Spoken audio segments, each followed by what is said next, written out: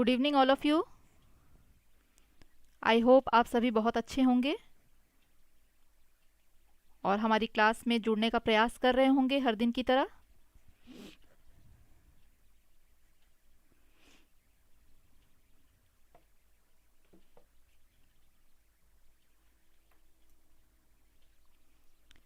रोहित जी good evening, ज्योति जी good evening.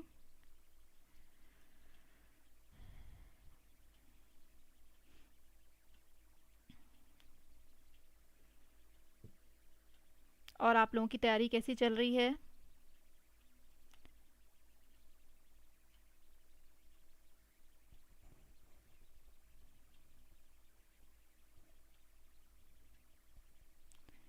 सभी बच्चों के आने तक थोड़ी देर हम वेट कर लेते हैं। अंजलि जी वेरी गुड इवनिंग। आप लोग पंक्चुअल स्टूडेंट्स हैं, बिल्कुल समय के पाबंद और बिल्कुल टाइम से आ जाते हैं, बहुत अच्छी बात है ये।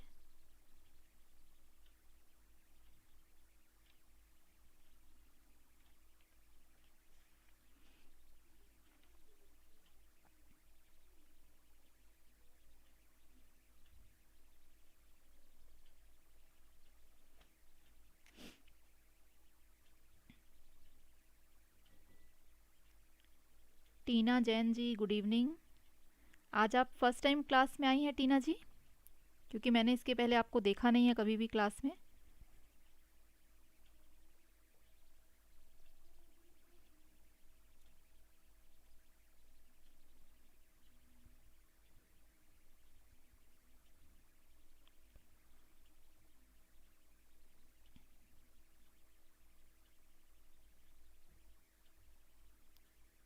और जैसे अंजलि जी क्लास का वेट करती हैं वैसे ही मैं भी अंजलि जी का वेट करती हूँ।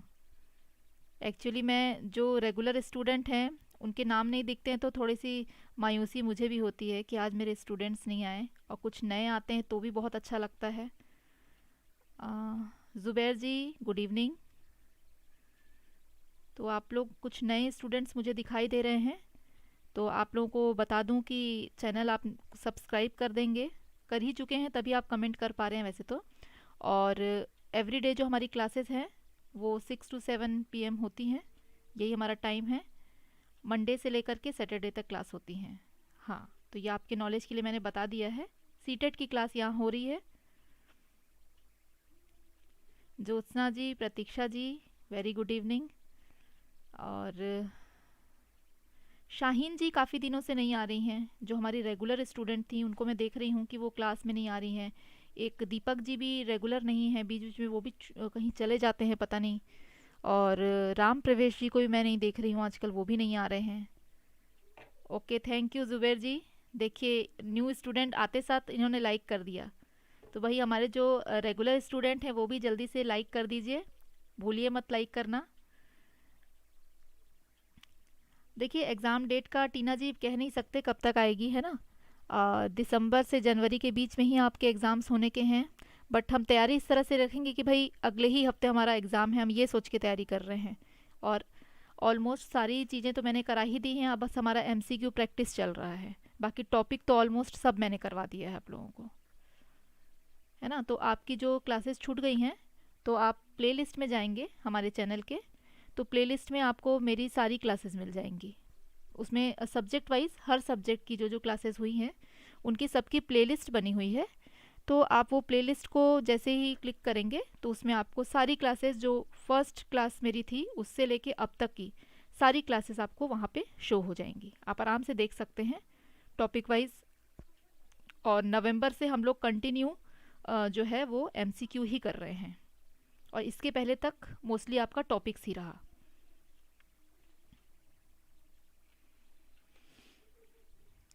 ओके वेलकम टीना जी। तो आप कंटिन्यू बने रहें क्लास में, सबसे ज़्यादा ज़रूरी है कि आप का कंटिन्यू होना, है ना। अगर आप लोग छोड़ देते हैं बीच बीच में तो आपको फिर समझ में नहीं आएगा कि क्या हुआ। तो ये है कि आप लोग रेगुलर आइए, जिससे कि आपको समझ में आएगा कि क्या चल रहा है। ठीक है, वेरी गुड।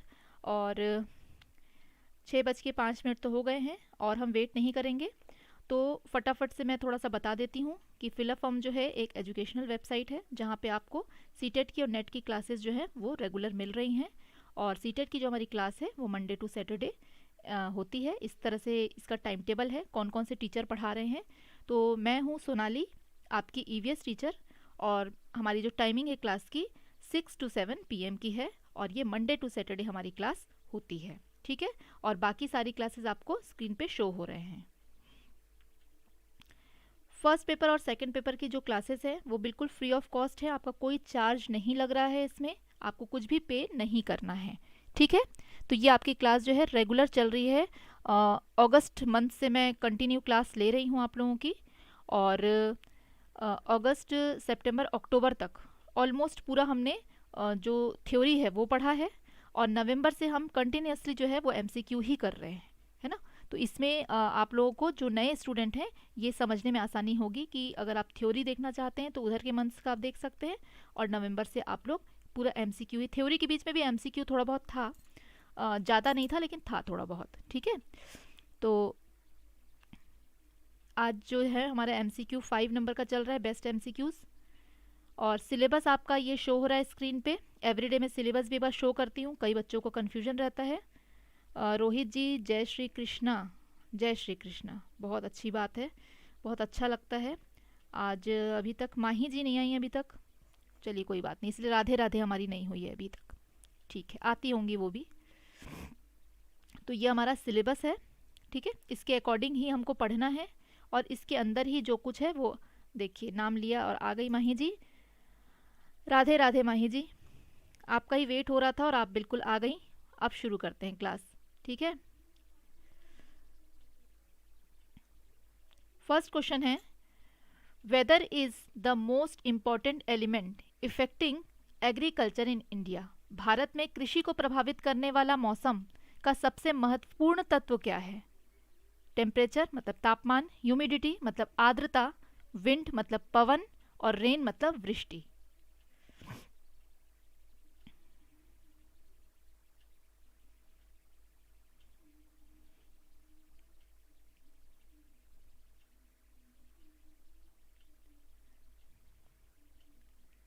हाँ, ये कहावत को थोड़ा चेंज कर सकते हैं माही जी। आ, आप तो ये लिख रहे हैं, हम तो बोलेंगे कि नाम लिया और सुल्तान हाजिर, हम ये कहेंगे आपके लिए। तो देखिए, temperature, humidity, wind and rain.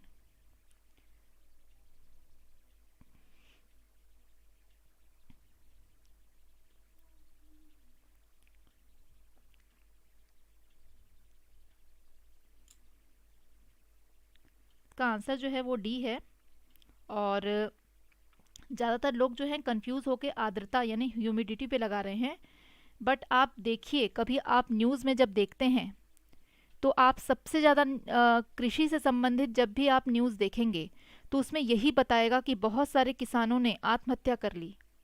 क्यों कर ली? क्योंकि बारिश नहीं हुई, समय पर बारिश ना होने के कारण उनके खेत जो हैं उनमें पानी सही ढंग से नहीं हो पाया, और इस कारण से वहाँ पे उपज नहीं हुई, जिसके कारण उन्होंने आत्महत्या। ये बहुत बड़ा था, विदिशा जिला था एक वहाँ पे आपका महाराष्ट्र में, वहाँ पे सर्वाधिक आत्महत्या करने वाले जो किसान हैं वो थे। तो क्योंकि वहाँ पे बहुत कम बारिश होती थी तो अकाल जैसी स्थिति पड़ जाती थी। तो वर्षा या वृष्टि है ना, तो बारिश मतलब रेन लिखा ही हुआ है, बारिश। तो मानसून पे ही हमारा जो पूरा कृषि है वो डिपेंड रहता है ना। तो आप कभी न्यूज़ में अगर देखेंगे इस चीज़ को तो आपको याद अब आ जाएगा कि भारत में जो है वो कृषि जो है पूरी तरह से डिपेंड है बारिश पर। अगर बहुत अच्छी बारिश होती है तो धान की फसल बहुत अच्छी होती है।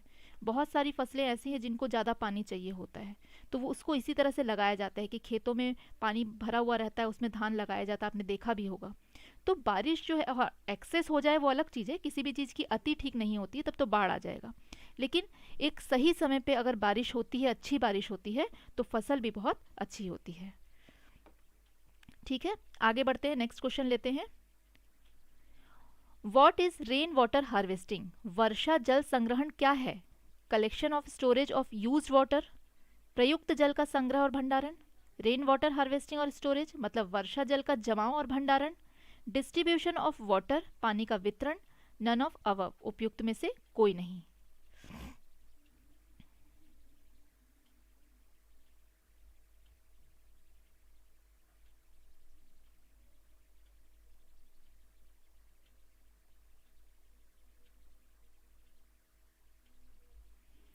हाँ, अशोक चक्र में 24 तिली हाँ लिए गए हैं। हाँ, 24 घंटों को वो दर्शाते हैं, इसलिए इसमें 24 जो है वो लिया गया है चक्र में।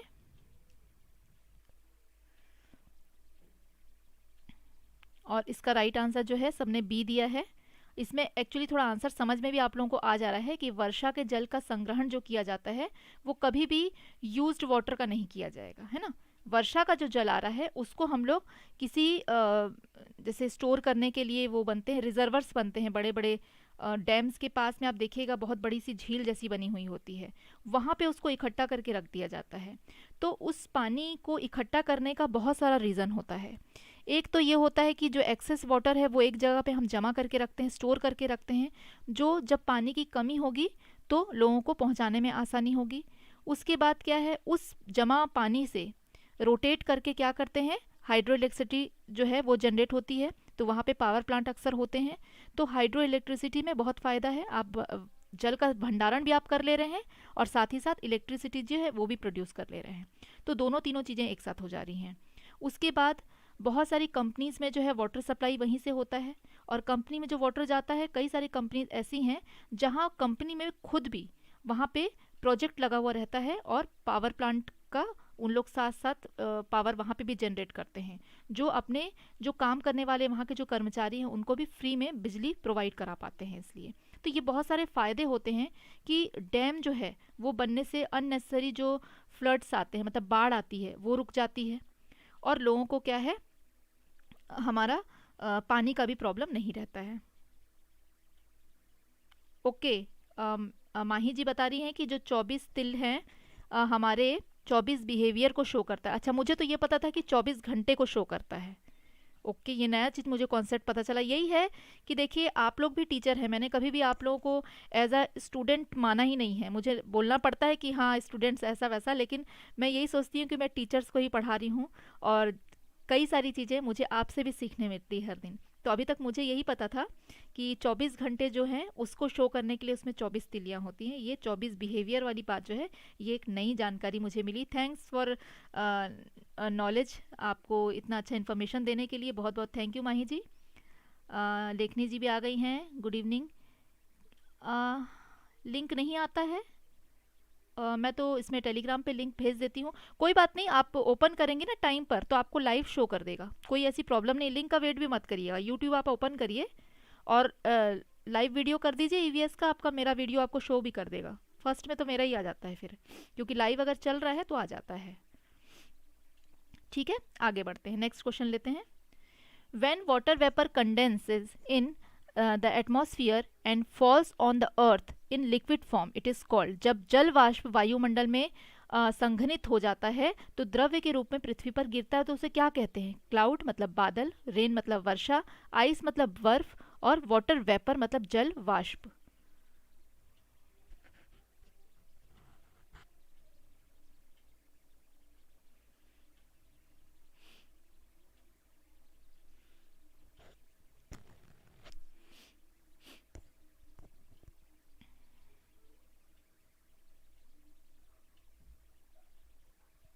बहुत इजी है, ये वाटर साइकिल में आपने पढ़ा है कि वाटर किस तरह से जो है रोटेट होता रहता है कंटिन्यू। थोड़ा सा ध्यान दीजिए, आपके आंसर सही निकल के आएंगे।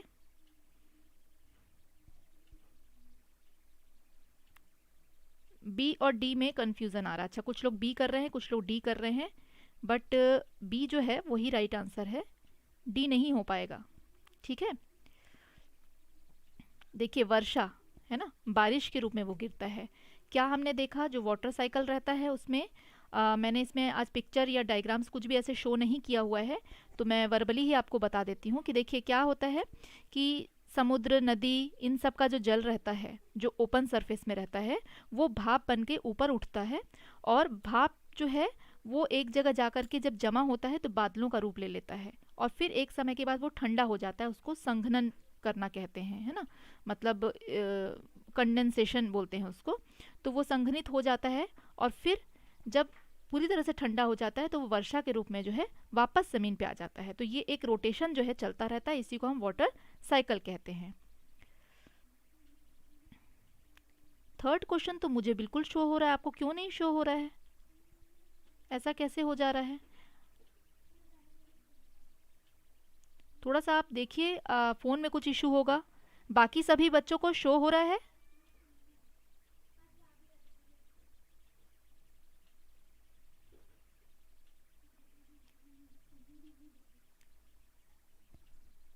तो +3 हो गया रोहित जी का, very good.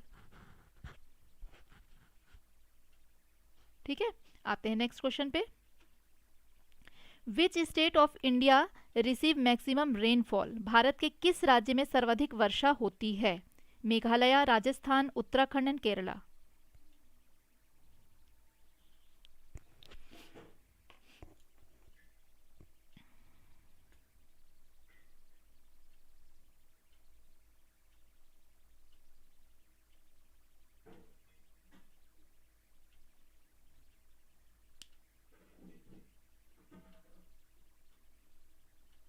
Very good, answer फटाफट आ रहे हैं, नाइस, अच्छी बात है, सब फटाफट आंसर कर रहे हैं।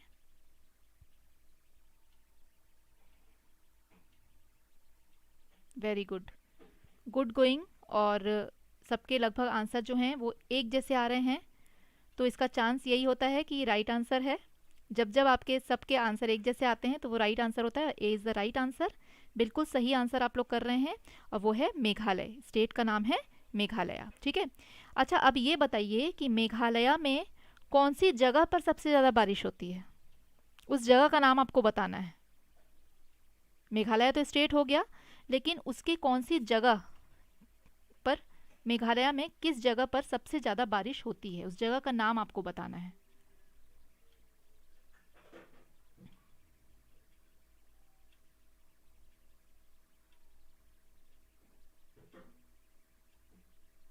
देखते हैं कौन सबसे पहले आंसर करता है।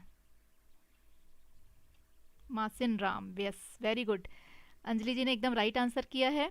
और पहले भी मेघालय में ही था, लेकिन एक दूसरी जगह पे बहुत बारिश हुआ करती थी। मासिन राम नहीं था पहले। मासिन राम के पहले भी एक जगह थी जो मेघालय में ही थी, वहाँ पहले बहुत बारिश होती थी। वो कौन सी जगह है, कौन बता सकता है? मासिन राम के पहले एक जगह थी जो नंबर 1 पे थी, मेघालय में ही थी।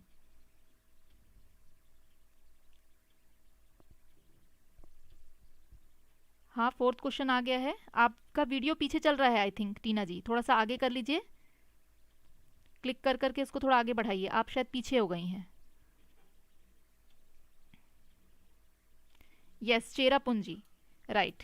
पहले चेरापूंजी था और अब जो है मासिन राम हो गया है, लेकिन ये दोनों ही मेघालय में है। Very good, good answer. तो इस तरह से हमने देखा कि एक ही क्वेश्चन में हमने, इस क्वेश्चन से 2 क्वेश्चन और निकल आए। ठीक है, आगे बढ़ते हैं नेक्स्ट क्वेश्चन पे। The largest continent in term of population size is, जनसंख्या के आकार के अनुसार बृहत्तम महाद्वीप कौन सा है? नॉर्थ अमेरिका मतलब उत्तरी अमेरिका, एशिया, अफ्रीका या यूरोप। जनसंख्या के आधार पे आपको बताना है।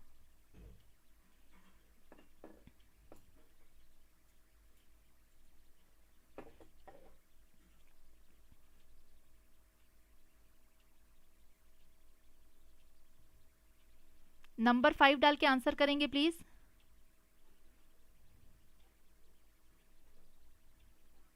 हाँ, बबलू जी का आंसर आ रहा है। हाँ, सबके आंसर आने शुरू हो गए हैं। आर के जी का सी आंसर है। के लगभग सभी का जो है वो बी आंसर आ रहा है, और बी जो है वो राइट आंसर है बिल्कुल ही। देखिए, एरिया के हिसाब से अगर हम देखते हैं तो एरिया के हिसाब से भी एशिया सबसे बड़ा महाद्वीप है। ठीक है, और जनसंख्या के हिसाब से अगर हम देखते हैं तो जनसंख्या के हिसाब से भी जो एशिया है वो सबसे बड़ा महाद्वीप है। तो दोनों ही तरह से हम देखेंगे तो एशिया जो है वो बड़ा महाद्वीप हो जाएगा, जनसंख्या के हिसाब से भी और एरिया के हिसाब से भी। ठीक है, तो लगभग सभी के आंसर जो हैं इसमें सही हैं। Very good. Which of the following sea separates Europe from Africa? निम्न में से कौन सा सागर यूरोप को अफ्रीका से अलग करता है? रेड सी, ब्लैक सी, अरेबियन सी या मेडिटेरियन सी? लाल सागर, काला सागर, अरब सागर या भूमध्य सागर?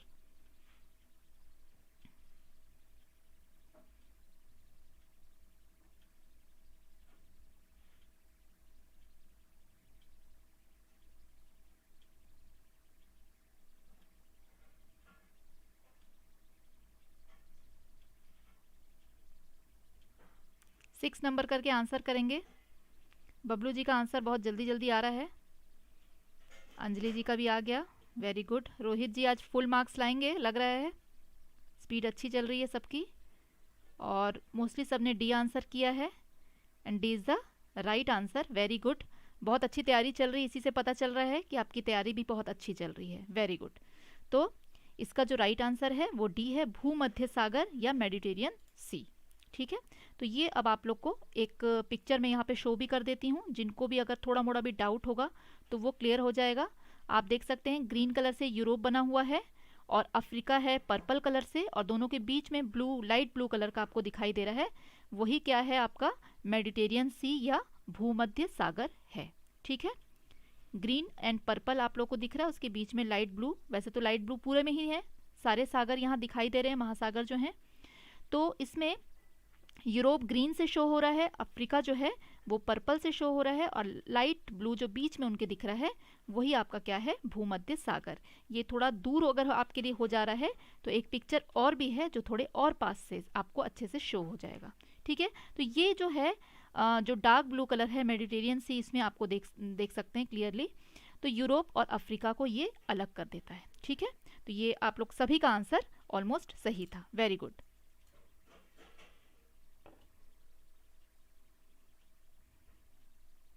टीना जी आपका जो वीडियो है ना वो थोड़ा पीछे चल रहा है, आई थिंक आप उसको थोड़ा सा क्लिक करके आगे बढ़ाइए वीडियो को, किसी कारण से आप पीछे हो गए हैं, आप उसको क्लिक करके थोड़ा सा आगे बढ़ाइए तो आप टाइम पे आ जाएंगे, आप पीछे चल रहे हैं टाइम से। ठीक है, उसको सही करिए। चलिए आगे बढ़ते हैं, यहाँ तक तो अब सबको क्लियर हो गया होगा अच्छे से, और इसीलिए मैंने इसको शो किया था आप लोगों को। नेक्स्ट क्वेश्चन लेते हैं, व्हाट इज डेड सी, मृत सागर क्या है? An ocean whose water is poisonous, ऐसा सागर जिसका पानी जहरीला होता है। An ocean which is more salty than all the ocean and sea, ऐसा सागर जो सभी महासागरों व सागरों से ज्यादा नमकीन है। An ocean in which tide occur very rapidly, ऐसा सागर जिसमें ज्वार भाटे बहुत तेज गति से आते हैं। सी इन विच सेलिंग इज डेंजरस, ऐसा सागर जिसमें जहाज चलाना खतरनाक होता है। बबलू जी का आंसर बहुत जल्दी आ रहा है, माही जी का भी, अरे वाह, ये हुई ना बात, क्या स्पीड है आप लोगों की, वेरी गुड। क्वेश्चन कंप्लीट हो नहीं पाया पढ़ना और आंसर आने शुरू हो जाते हैं, वेरी गुड, इसे कहते हैं तैयारी। और सबके आंसर लगभग बी में आ रहे हैं, और B is the right answer. ये मेरे लिए बहुत खुशी की बात है कि सब लोग आप लोग सही आंसर कर रहे हैं, वेरी नाइस। तो इसके बारे में मैं आप लोगों को डिटेल में पढ़ा चुकी हूँ, काफ़ी अच्छे से हमारी क्लास हो चुकी है कि ये इसमें जो पानी है वो बहुत ज़्यादा नमकीन होता है, डेंसिटी ज़्यादा होने के कारण इसमें क्या हो जाता है, कोई भी चीज़ इसमें डूबती नहीं है, और लोग आराम से, जिनको तैरना नहीं भी आता है, वो यहाँ जा कर के क्या कर सकते हैं, अपने आप को ऐसा फील दिला सकते हैं कि हम पानी में स्विमिंग कर रहे हैं, क्योंकि हम वहाँ डूबेंगे नहीं, है ना। बहुत ज़्यादा नमकीन होता है, वैसे तो देखिए समुद्र का पानी नमकीन होता ही है, लेकिन ये कुछ ज़्यादा ही नमकीन होता है, इस कारण से यहाँ पे क्या होता है, कोई भी चीज़ डूबती नहीं है। एसएसटी का मॉर्निंग में क्लास होता है 9 बजे से। ठीक है, आगे बढ़ते हैं। Which of the following salt is found in maximum quantity in the ocean, महासागरों में निम्न में से कौन सा लवण सर्वाधिक मात्रा में पाया जाता है? Magnesium sulphate, calcium sulphate, magnesium chloride, sodium chloride.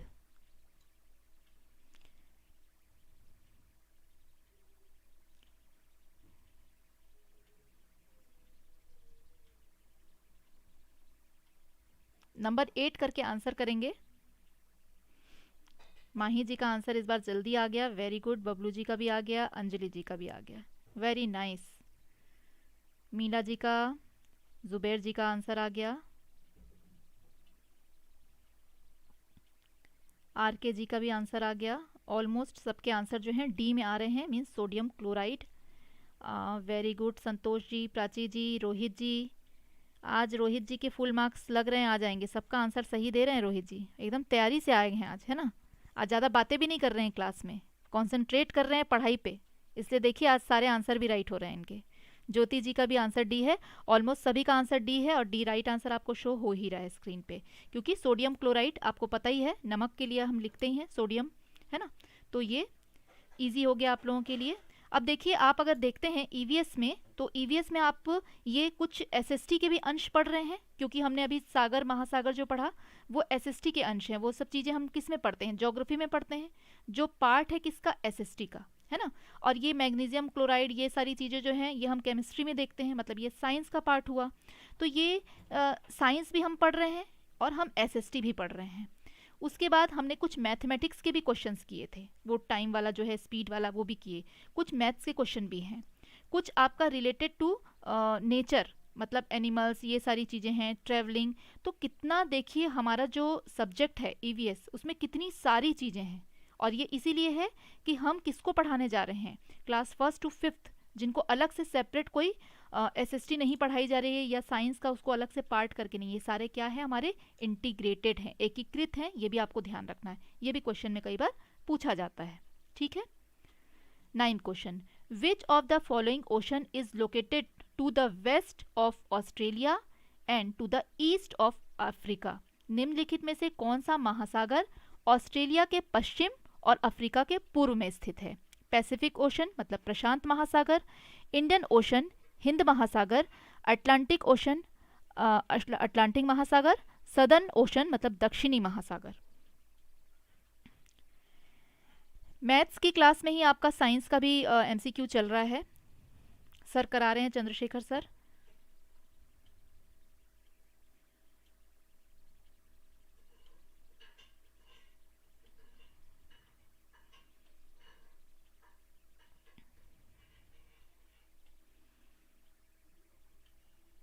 तैयारी आप लोगों की अच्छी चल रही है और आंसर आप लोग फटाफट कर रहे हैं, और लगभग आंसर जो हैं आप लोग के सही भी आ रहे हैं।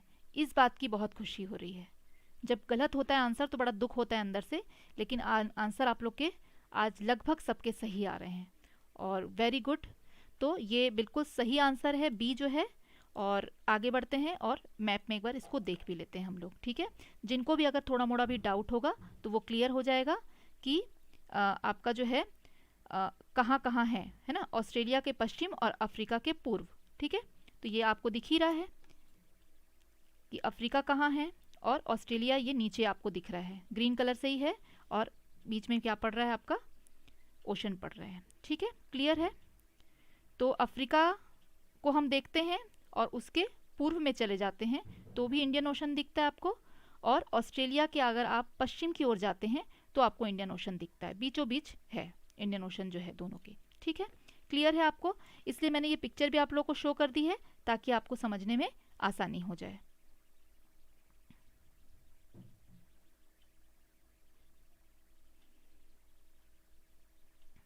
सर का टाइमिंग आई थिंक 10 बजे से है, उसमें मैंने शो भी किया है, हमारी क्लास का टाइम टेबल मैं एवरीडे शो करती हूँ ना, 10 बजे शायद उनकी टाइमिंग रहती है, थोड़ा सा आप एक बार चेक कर लीजिएगा, ठीक है। हाँ, 10th क्वेश्चन है, what is the name of the largest and deepest ocean. सबसे बड़े और सबसे गहरे महासागर का नाम क्या है। आर्कटिक, प्रशांत मतलब पैसिफिक, अटलांटिक और हिंद महासागर मतलब इंडियन ओशन। बहुत इजी है, लगभग सभी को पता होगा ये। हाँ, 10 AM मॉर्निंग में, रात को नहीं, रात को तो हिंदी की क्लास होती है 10 बजे, दिन में 10 बजे है।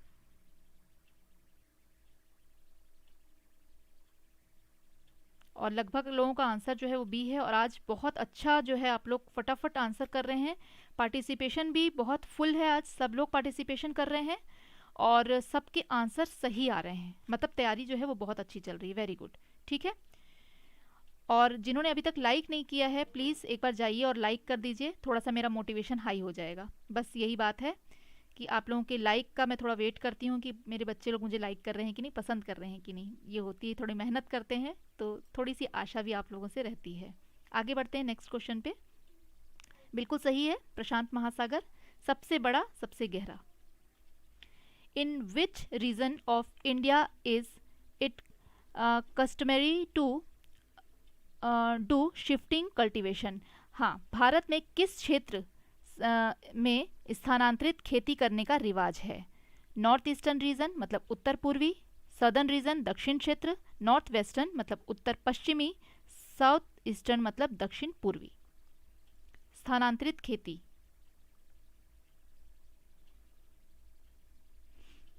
मॉर्निंग में 10 बजे मैथ्स की क्लास होती है और उसमें आपका साइंस के भी कुछ क्वेश्चंस जो हैं सर कराते हैं पेपर 2 के लिए।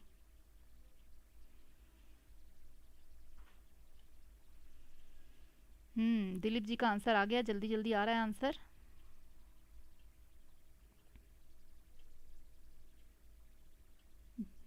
बबलू जी ने काफ़ी अच्छा रिसर्च कर रखा है। मिजोरम, लेकिन मिजोरम कहाँ है? दक्षिण क्षेत्र में आता है। आपका बी कैसे आंसर हो रहा है बबलू जी? जब आप मिजोरम लिख रहे हैं तो वो दक्षिण क्षेत्र में कैसे आएगा, ये बताइए मुझे। मिजोरम जो है वो आपका उत्तर पूर्वी हुआ ना, आप दक्षिण कैसे करेंगे इसको? इसका आंसर जो है वो उत्तर पूर्वी क्षेत्र होगा। ठीक है, उत्तर पूर्वी क्षेत्र में जो है वो स्थानांतरित खेती करने का रिवाज है, शिफ्टिंग कल्टीवेशन होता है, मतलब उसको झूम खेती भी बोलते हैं, मैंने इसको भी पढ़ाया हुआ है।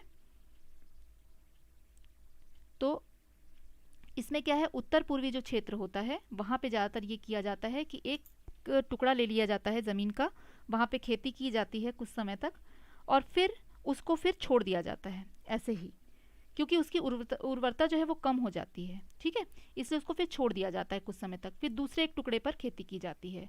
जब फिर वो कुछ दिन में सही हो जाती है ज़मीन तो उसमें फिर खेती होती है। लगातार जब हम किसी ज़मीन पे कंटिन्यूसली खेती करते रहते हैं तो वो ज़मीन कैसी हो जाती है, बंजर सी हो जाती है, तो उसको थोड़ा रेस्ट चाहिए, है ना। जैसे हम इंसान हैं, हम 24 घंटे ही काम नहीं कर सकते, हमें रेस्ट चाहिए, तो उसी तरह से वो मिट्टी को एक तरह से रेस्ट देने का तरीका होता है, जिससे जो कल्टीवेशन होती है, जो उपज होती है वो बहुत अच्छी होती है। ये रीज़न है। आगे बढ़ते हैं नेक्स्ट क्वेश्चन पे। रोहित जी का एक रॉन्ग हो गया, कोई बात नहीं, मतलब आज आप जो टॉप आने वाले थे क्लास में उसमें थोड़ी मुश्किल आ सकती है। ठीक है, आगे बढ़ते हैं। The education that a child get in the first 5 year he does not gate again, it is the statement. बालक को प्रथम 5 वर्षों में जो शिक्षा मिलती है वह फिर नहीं मिलती, यह कथन किनका है? गांधी जी का, इलियट एवं मेरिल महोदय का, या अरस्तु का जिनको कि एरिस्टोटल भी कहा जाता है इंग्लिश में, और चार्ल्स डार्विन का। ये क्वेश्चन जो आपका सीटीपी में भी बनता है और देखिए ईवीएस में भी बनता है, क्योंकि ये पेडागोजी सेक्शन में ये क्वेश्चन आ जाता है। आपका कंटेंट से ये रिलेट नहीं कर रहा है, ये आपका पेडागोजिकल क्वेश्चन हो जाता है।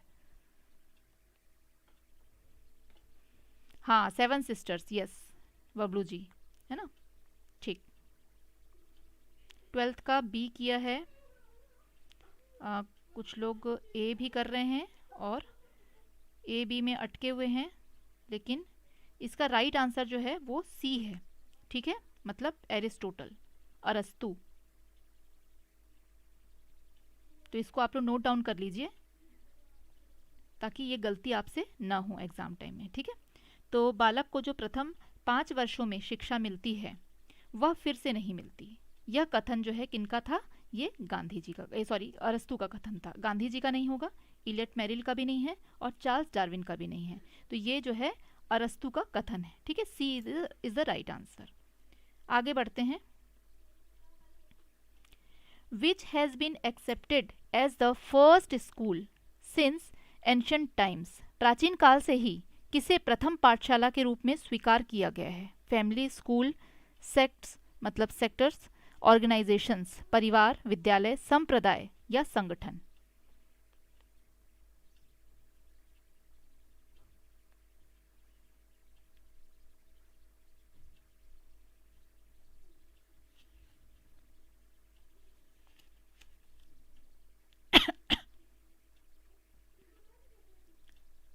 बबलू जी, बिंदु जी, मीला जी, माही जी, टीना जी, ज्योत्सना जी, जुबैर जी, रोहित जी, प्रतीक्षा जी, सबका आंसर आ रहा है। वेरी गुड, सबका ए आ रहा है। और जब जब सबके आंसर एक जैसे होते हैं तो वो सही ही होते हैं। और हमारा जो पहली जो पाठशाला हमारे जीवन में होती है वो क्या होती है?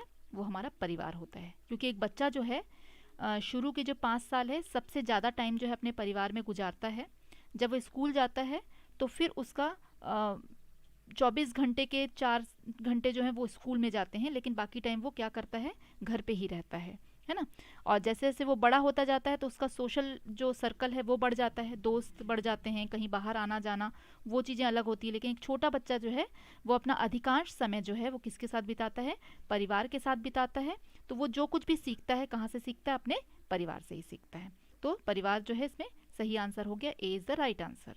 Next question, the smallest unit of the society, समाज की सबसे छोटी इकाई कौन सी होती है। विलेज मतलब गांव, कम्युनिटी मतलब समुदाय, स्कूल मतलब विद्यालय, फैमिली मतलब परिवार।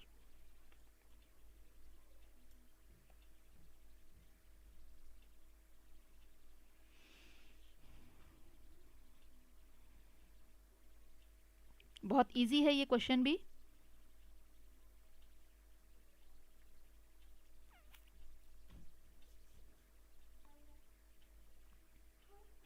समाज की सबसे छोटी इकाई,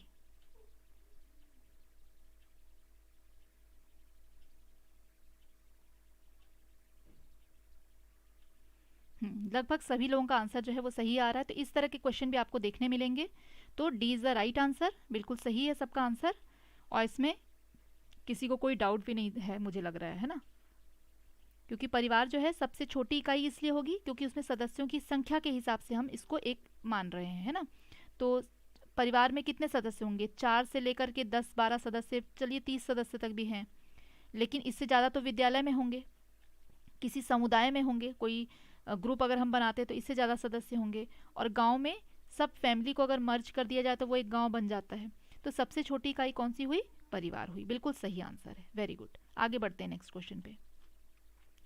whose place is paramount in the life of a child, बालक के जीवन में किसका स्थान सर्वोपरि होता है। Education, culture, social values, ideas, sorry idols, शिक्षा, संस्कृति, सामाजिक मूल्य और आदर्श।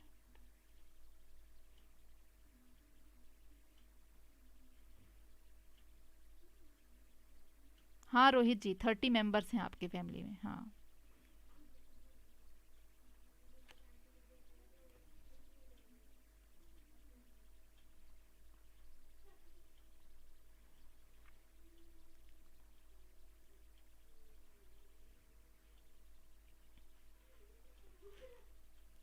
सी आंसर आ रहे हैं बहुत लोगों के।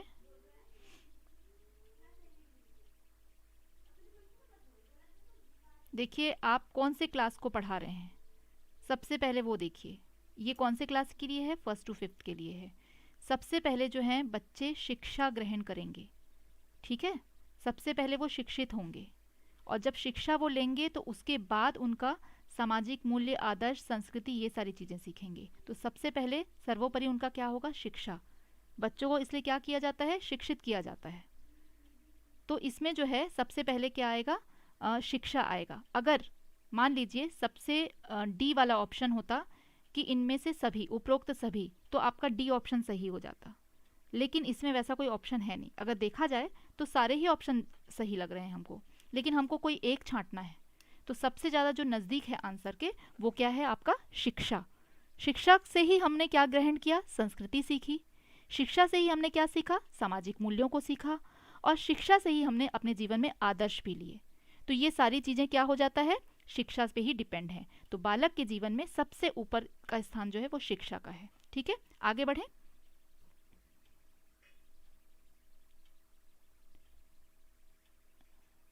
नमन जी आप ऐड ही हैं क्लास में, कोई प्रॉब्लम आपको हो रही है। ये आप जो इस तरह से आ जाएंगे क्लास में, लाइव क्लास में, तो आप ज्वाइन हो जाते हैं हमारे साथ, आप ऐड हो जाते हैं, कोई प्रॉब्लम नहीं है। आज से आप हमारे क्लास में, क्लास का हिस्सा बन गए हैं। ये हमारा क्लास चल रहा है, लाइव क्लास।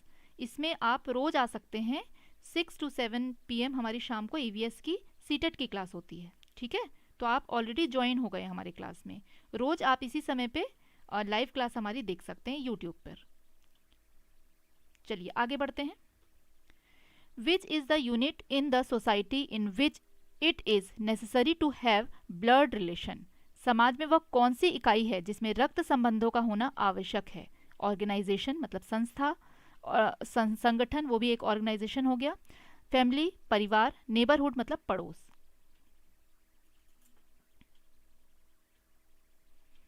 संस्कृत की क्लास नहीं होती है नमन जी, हो रही थी बट बच्चे नहीं आ रहे थे, इस कारण से क्लास बंद कर दी गई है।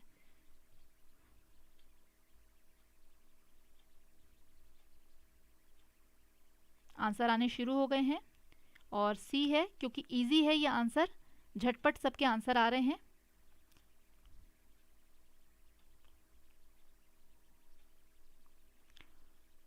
ठीक है, तो रक्त संबंधों को होना आवश्यक है। तो परिवार वाला जो आपका है चैप्टर, उसमें से ऑलमोस्ट सभी तरह के क्वेश्चंस मैंने करा दिए हैं। छोटा परिवार अगर है तो कैसा है, बड़ा परिवार कैसा है, इस तरह के जितने क्वेश्चन थे परिवार से रिलेटेड, वो मेरे को जहाँ भी मिलते हैं ना मैंने सारे ऐड कर लिए हैं। लगभग सब तरह के क्वेश्चन जो हैं आप लोगों को पूछ लिए गए हैं, जो ईजी भी हैं डिफ़िकल्ट भी हैं। ठीक है, तो आगे बढ़ते हैं, इसमें कोई दिक्कत आप लोग को होगी नहीं। आगे बढ़ते हैं। In which of the following conditions will the process of evaporation be slowest. ठीक है, वाष्पीकरण की प्रक्रिया निम्नलिखित में से किस स्थिति में सबसे धीमी हो जाएगी?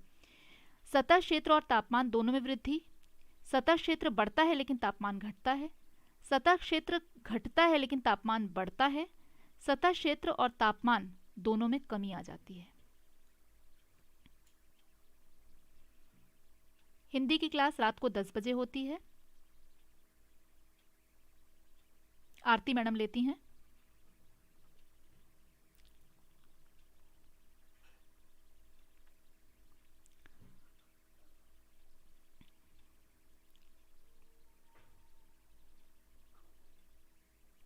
बबलू जी का आंसर सी आ रहा है, बिंदु जी का बी आ रहा है, किसी का ए आ रहा है, थोड़ा कंफ्यूजन है क्वेश्चन में। रोहित जी का डी आ रहा है, मीला जी का बी आ रहा है। ठीक है, सबके मिक्स्ड आंसर आ रहे हैं, थोड़ा सा कंफ्यूजन होगा, कोई बात नहीं, सारे कंफ्यूजन दूर हो जाएंगे आपके। अंजलि जी का सी आ रहा है, माही जी का भी सी आ रहा है। तो कंफ्यूजन हो रहा है ना, सी डी ऐसे करके कंफ्यूजन हो रहा है। D is the right answer है। हाँ, डी देखिए राइट आंसर कैसे होगा, अब आपको एक बार समझा देती हूँ। क्या बोल रहा है? वाष्पीकरण मतलब पानी आप गर्म करेंगे तो भाप बननी शुरू हो जाएगी। सीधे सीधे आप इस प्रोसेस को देखिए, समझिए कि वाष्पीकरण की प्रक्रिया निम्न में से किस स्थिति में धीमी हो जाएगी? अगर आपने एक बर्तन लिया, उसमें पानी रखा, ठीक है, और आपने उस बर्तन को लेकर के गैस पर रख दिया और आपने गैस ऑन ही नहीं करी, तो क्या उसमें से भाप बनेगी? नहीं बनेगी।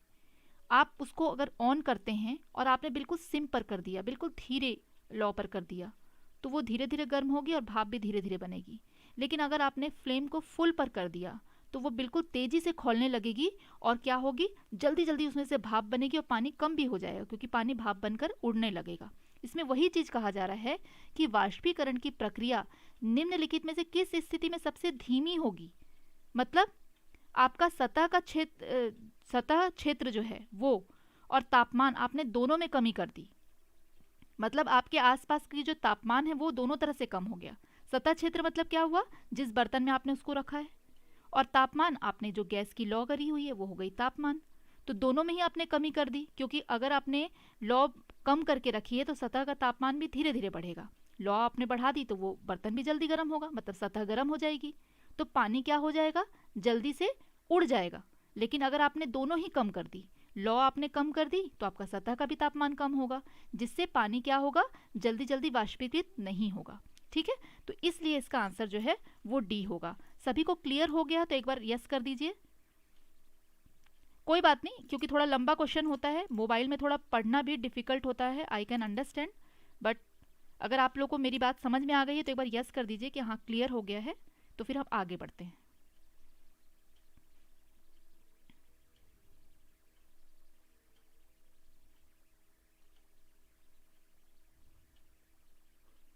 हाँ, बबलू जी का यस आ गया है, फटाफट आगे बढ़ जाते हैं। थैंक्स फॉर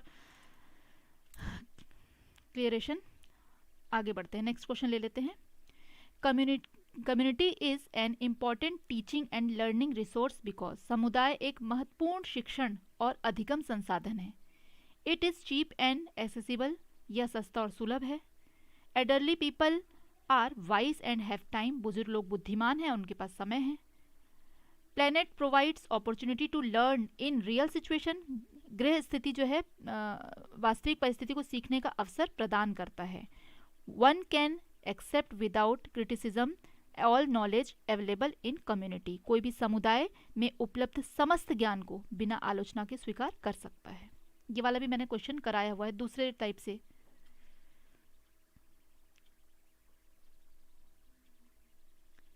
कोई बात नहीं, अगर आपने सुमिता जी फर्स्ट टाइम क्लास अटेंड की है तो आप क्या है डायरेक्टली आ गए ना क्वेश्चन आंसर में, तो इसलिए दिक्कत हो रही है। तो आंसर जो है सी आ रहे हैं ज़्यादातर। हाँ, क्योंकि मैंने इस तरह के क्वेश्चन आप लोगों को कराए हुए हैं तो इजी हो रहा है। और सुमित्रा जी के लिए थोड़ा सा मुश्किल हो रहा है क्योंकि आज फर्स्ट टाइम क्लास अटेंड कर रही हैं। तो पिछली क्लासेस भी आप जा करके देखिए प्लेलिस्ट में, तो आपको थोड़ा क्लियरेशन हो जाएगा। देखिए, वास्तविक स्थिति और परिस्थिति में सीखने का क्या करता है, अवसर प्रदान करता है। जो एक बच्चा है वो समुदाय के माध्यम से बहुत सारी चीज़ें जो है वो उसका अधिगम करता है, बहुत सारी नॉलेज उसको मिलती है। अधिगम करना मतलब उस चीज़ को अपने अंदर ले लेना। आगे बढ़ते हैं नेक्स्ट क्वेश्चन पे। विच of the following is responsible for the yellowing of Taj Mahal. Taj Mahal के पीले होने के लिए निम्नलिखित में से कौन सा जिम्मेदार है? Nitrogen dioxide, sulphur dioxide, sulphur, chlorine.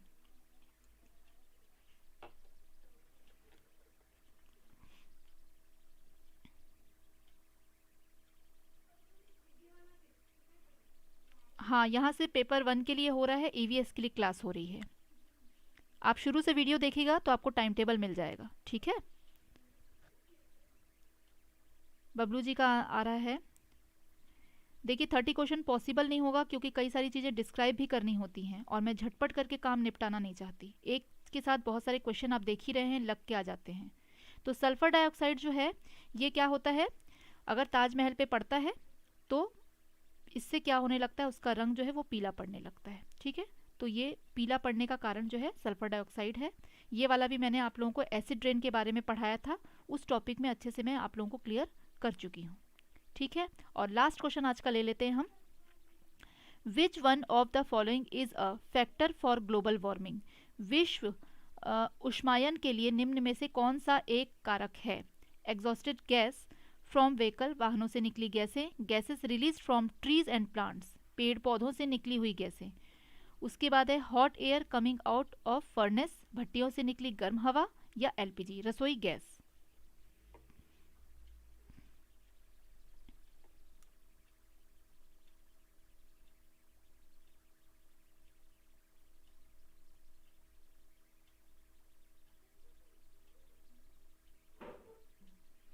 Twenty का आंसर करेंगे सभी।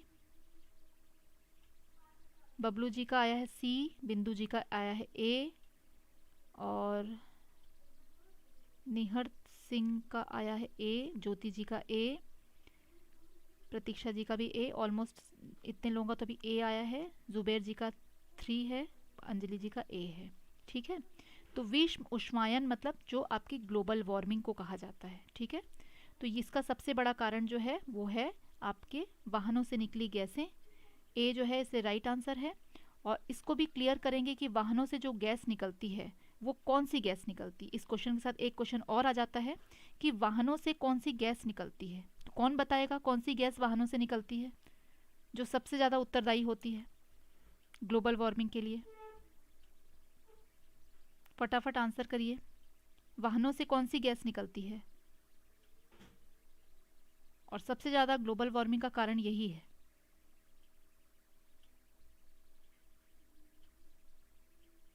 इट्स ओके बबलू जी, कोई बात नहीं। कौन बताएगा भाई कि वाहनों से निकलने वाली गैस कौन सी होती है? तो कार्बन डाइऑक्साइड लिख रहे हैं, तो कार्बन डाइऑक्साइड नहीं, कार्बन मोनोऑक्साइड होता है, ठीक है। क्योंकि कार्बन मोनोऑक्साइड जो है ना वो जहरीली गैस में आ जाती है, प्रदूषण का भी कारण बनती है और गर्मी का भी कारण बनती है। तो कार्बन डाइऑक्साइड जो है सिर्फ जो, अगर कार्बन डाइऑक्साइड हम देखते हैं तो एसी वगैरह से निकलती है, ठीक है। और ये गाड़ियों से जो है कार्बन मोनोऑक्साइड भी है, ये बहुत बड़ा कारण होता है हमारे ग्लोबल वार्मिंग का, ठीक है। तो ये आज के हमारे क्वेश्चन हो गए और कल के लिए क्लास में आप जुड़े रहिएगा। कल तो संडे है, मंडे हम फिर मिलते हैं, ठीक है। तब तक आप अपनी तैयारी शुरू रखिए और मैप्स जिन्होंने नहीं खरीदे हैं वो प्लीज़ एक मैप ज़रूर खरीद लीजिए, ठीक है। क्योंकि मैप से आप लोगों के क्वेश्चन कम से कम 2 क्वेश्चन 3 क्वेश्चन आने ही आने हैं। मैप मैंने जितना था, समुद्र के बारे में भी आप लोग को करा दिया, राज्यों के जो वो है सीमाएं हैं उनसे रिलेटेड भी करा दिया, और जो मुझे अलग क्वेश्चन मिलते हैं इनके अलावा, इजी जो क्वेश्चन है उनके अलावा भी, वो भी मैं ऐड करती रहती हूँ। ठीक है, तो इस तरह से आप लोगों की आज की क्लास जो है यहीं ख़त्म होती है। आज हमारे साथ बहुत सारे नए जो मेंबर्स हैं वो जुड़े हैं, तो मैं उनको बता दूं कि हमारी चैनल को आपने सब्सक्राइब कर ही दिया है, और आप वीडियो में जाइए और वीडियो में जा कर के आप हमारी सारी क्लासेस देख सकते हैं। और जिन्होंने क्लास अभी तक लाइक नहीं करी है वो एक बार लाइक ज़रूर कर दें क्लास को। और प्लेलिस्ट में जब आप जाएंगे तो आपको सब्जेक्ट वाइज जो है हमारी सारी क्लासेस जो है वहाँ पे अवेलेबल मिलेंगी। हिंदी की क्लास आपको मिल जाएगी, इंग्लिश की मिलेगी, मैथ्स की मिलेगी, मेरी ईवीएस की क्लास है वो मिलेगी। ठीक है, अच्छा, माही जी के नंबर आ गए, 20 में 17 आ गए हैं, अंजलि जी के 18 हैं, प्रतीक्षा जी के 10 में 8 है। भाई 10 में 8 क्यों है? 20 के थे ना, आप तो शुरू से आई हुई है, ऐसा कैसे हो गया कि 10 में से 8 हो गया आपका? आप तो शुरू से क्लास में हैं प्रतीक्षा जी, फिर ऐसा कैसे? रोहित जी का 16, हाँ 4 गलती हो गई आपकी। 20 में से 2 सही हुए हैं, ओके।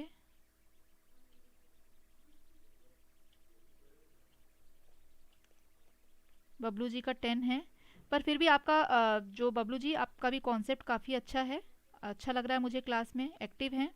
ज्योति जी का 20 में 18, और अच्छा पूरा लगभग आपने अटेंड नहीं कर पाया, ठीक है कोई बात नहीं।